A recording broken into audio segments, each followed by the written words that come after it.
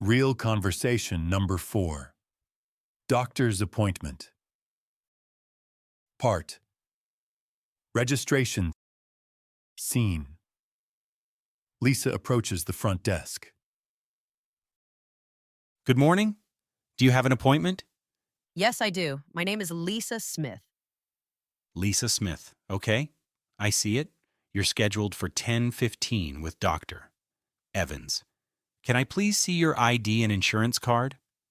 Sure, here you are. Thank you. It looks like your details are all up to date. This is your first visit with us, right? Yes, that's right. In that case, I'll need you to fill out this new patient form.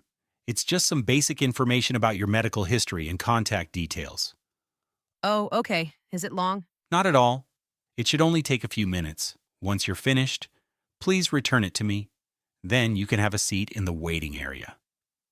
Thank you. Part 2. Waiting. Lisa sits in a chair, filling out the form. She coughs and sneezes. Tom approaches her to check if she's okay. Approaching Lisa. Excuse me, are you feeling okay? You sound a bit unwell. Weak voice. I'm a little under the weather, I guess. I have a sore throat and a headache. I'm sorry to hear that. It's probably best if you don't use the pen from the waiting room. We have a sanitized one here for you. Hands over the pen. Oh, thank you. That's very thoughtful. No problem. Just a heads up, Doctor. Evans is running about 5 minutes behind schedule. I apologize for the delay. That's fine. Thanks for letting me know. Take your time with the form, and if you need anything, just let me know. I will. Thanks. Part 3. The consultation. Scene. Lisa is in the doctor's office. Hello, Lisa. I'm Dr. Evans. What brings you in today? Hello, doctor. I've been feeling sick for the last couple of days. I have a really bad headache and a cough, and my throat is sore. I see. Have you had a fever? Yes, I had a slight fever last night, about 38 degrees Celsius. All right. Have you been taking any medication for your symptoms? Just some paracetamol for the headache. It helps a little, but it doesn't get rid of it completely. Okay, let's have a look. Can you open your mouth and say, ah? Examines her throat. Your throat is quite red. And now let me check your breathing. Listens to her lungs. Everything sounds clear. It seems like you have a common cold or a mild flu. So it's nothing serious?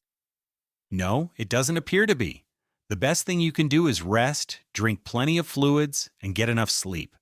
I'd also recommend some lozenges for your sore throat and a nasal spray if your nose gets stuffy. What about the headache? Continue with the paracetamol, or you can switch to ibuprofen if you prefer.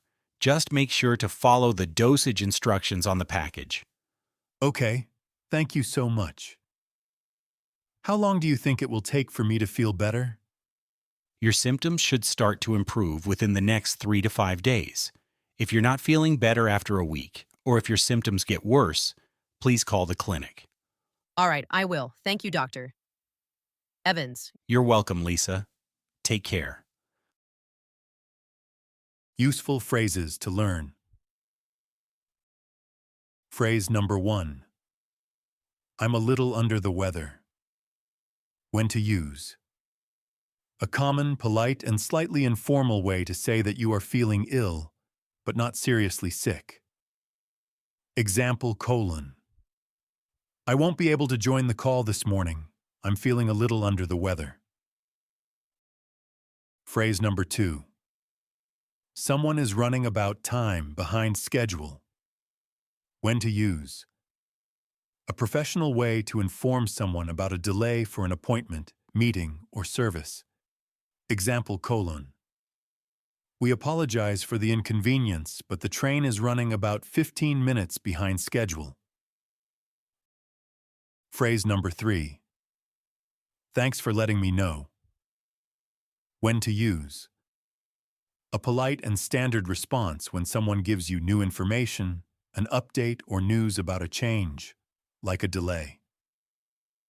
Example: So the package will arrive tomorrow instead of today? Okay, thanks for letting me know. Phrase number 4. I've been feeling sick, tired, etc. for the last couple of days. When to use. A perfect way to start explaining a medical problem to a doctor, clearly stating the issue and the duration. Example: I need to see a doctor because I've been feeling very tired for the last couple of weeks. Phrase number 5. It helps a little, but it doesn't get rid of it completely. When to use. To describe the effect of a medicine or treatment that is only partially effective. Example: This skin cream helps a little with the itchiness, but it doesn't get rid of the rash completely. Phrase number 6. What brings you in today? When to use. A standard opening question from a service professional, doctor, therapist, mechanic, etc., to ask the reason for your visit. It's a key phrase to hear and be ready to answer. Example: After sitting down, the bank advisor smiled and asked, "Good morning? What brings you in today?"